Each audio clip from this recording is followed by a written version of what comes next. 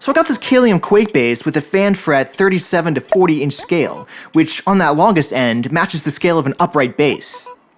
Now I've already got it tuned extremely low at a C-sharp 0 standard tuning to match my 9-string, just like I've done with my other basses. But I think it's about time to put that extra scaling to use. Keeping in theme with that upright bass comparison, there is one other instrument of the orchestral string family that has been known to go another half step even lower than what we've currently got. What is this mysterious instrument? And can we rival it in electric form with an electric bow even? This is Kevin from Said Too Much.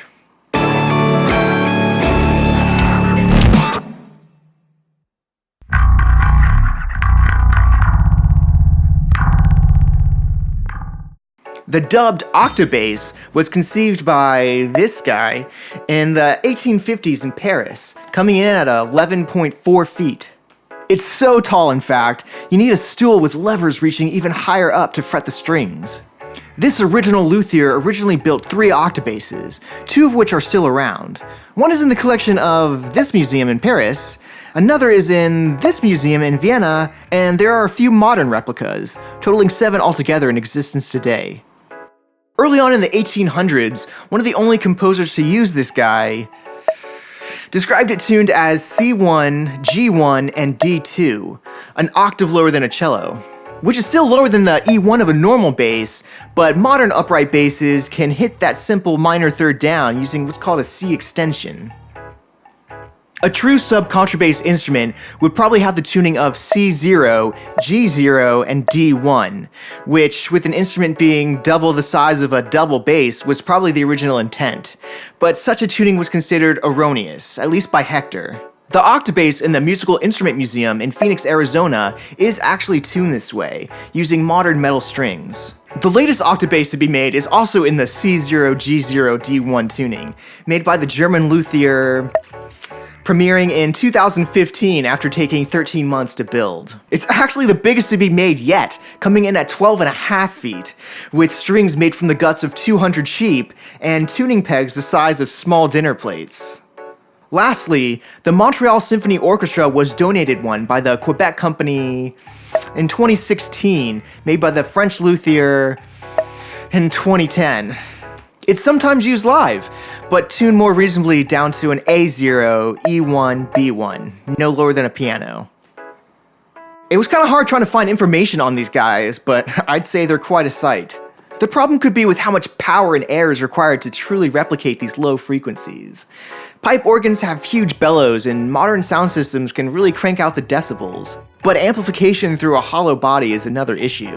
The guy who created the most recent octobass was also disappointed by the sound he heard at first, until he found the right room placement for the full effect.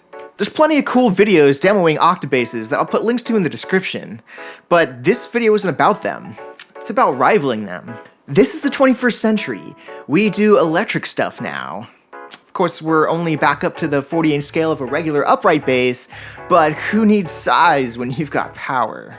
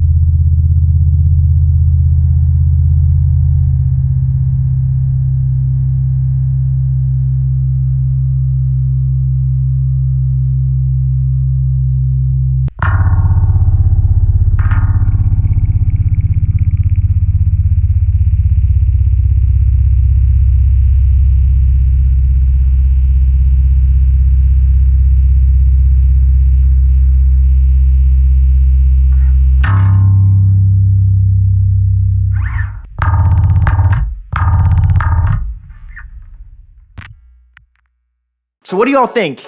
Did it work as well as you thought it would? Should we go lower? Another half step down and we'll be a full octave below a standard 5-string bass. I've actually messed with the tuning that low on my previous subcontrabass projects, playing some famous bass lines down an octave. Debatably, maybe they didn't sound that great, but now with the bigger, better Kalium, maybe we should try again. Maybe we should go lower. I've seen videos of Kalium tuning a bass even as low as G♯1 by equipping it with the thickest string they offer. I don't know of any other instruments that have gone that low.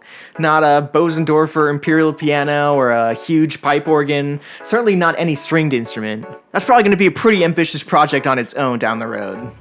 Keeping in theme with this video though, I do have a soft spot for orchestral instruments and orchestration altogether.